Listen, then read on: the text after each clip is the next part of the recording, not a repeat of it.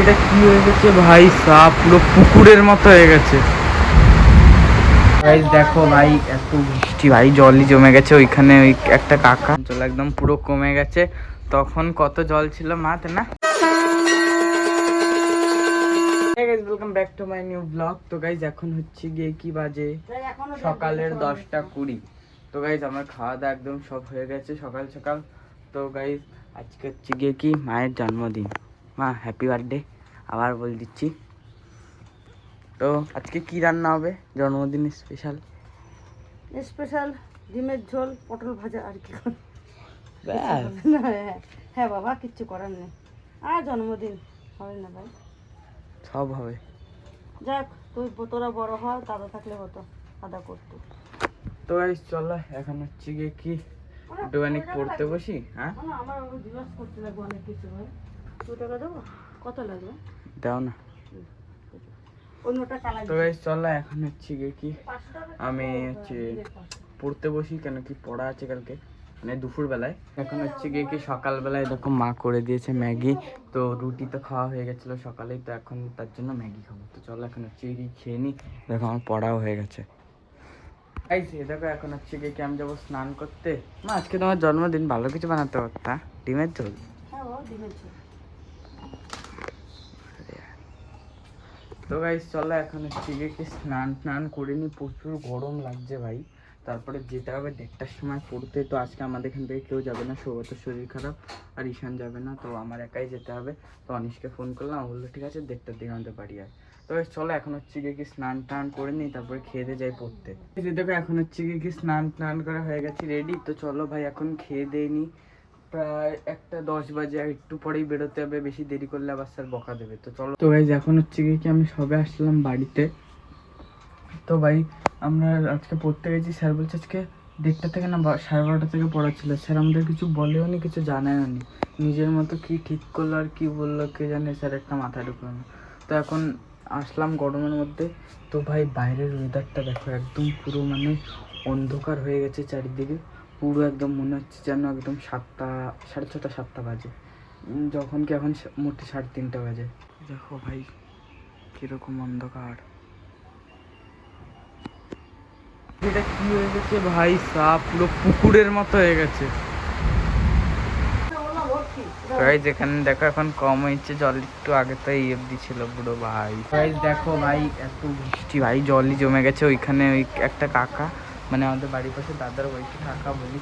তো এবার ওখান দিয়ে ঠিক করে দিয়েছে, ওখানে ড্রেনটা জমেছিল, তো এবার আস্তে আস্তে যাচ্ছে। এই দেখো জল, এই যে দেখো এখন হচ্ছে বৃষ্টি পুরো একদম থেমে গেছে, কিন্তু এই দেখো জল এখনো আছে, অনেকটাই জল আছে, যাচ্ছে আস্তে আস্তে যাচ্ছে।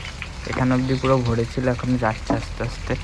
তো টাইম লাগবে একটু যেতে, কেন কি ওইখান দিয়ে ড্রেনটা তো অত ইয়ে না যে একেবারে সব জল চলে যাবে বৃষ্টির মধ্যে। তো আস্তে আস্তে যাবে জলটা। তো এই চলো এখন হচ্ছে গিয়ে একটু শুই, প্রচুর গাঁঠা ব্যথা করছে। আজকে পড়ালো তো না, এত দূর ফাও ফাও গেলাম। দেখো এখন হচ্ছে গিয়ে কি উঠানের জল একদম পুরো কমে গেছে। তখন কত জল ছিল মাঠে না। হ্যাঁ ও মা, তুই গেলি পড়তে গেলি, কিন্তু ওই কথা বলছিস তো, পয়সা দিবি কে জানে, যে মাইনা দিবি না মাত্র। তো পড়াইনি, কি দেবো? তোরা পড়ায়নি? কাউরেই পড়ায়নি, বলে 12:30 থেকে পড়া ছিল, কেউ জানতো না, সবাই বাড়ি পাঠায়। জানতো না, স্যারে তো মোবাইলে মেসেজ পাঠাই দিতে হয় না, ও জানবে কি করে? আমার কত জল জমেছিল বলো, সব চলে গেল। যা কি সুন্দর সুইমিং পুল হয়ে গেছিল বাড়িতেই। দেখো এখানে চা চলে এসছে। মা এই বৃষ্টির দিনে চায়ের সাথে যদি সিঙ্গাড়া হতো ভালো হতো না? হ্যাঁ বাবা, ভালো তো হতো। তাহলে কি নিয়ে আসবো পরে চা খেয়ে নিয়ে আয় সিঙ্গাড়াটাকে। তো গাইস তারাও লাইট আসছে না, এটাকে আগে সরিয়ে দিই। তো আজকে এরকম বৃষ্টির দিন এখন চা দিয়ে সিঙ্গাড়া দিয়ে খেতে তো হেভি লাগবে। মা পেঁয়াজের পকোড়া করো। হ্যাঁ কি গো,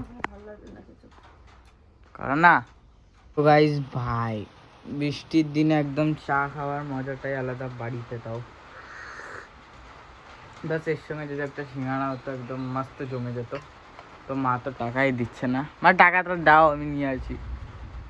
গাইস এই দেখো আমি সিঙ্গাড়া নিয়ে এসেছি। তো চলো ভাই বৃষ্টির দিনে একদম গরম গরম সিঙ্গাড়া। হেব্বি। তো গাইস,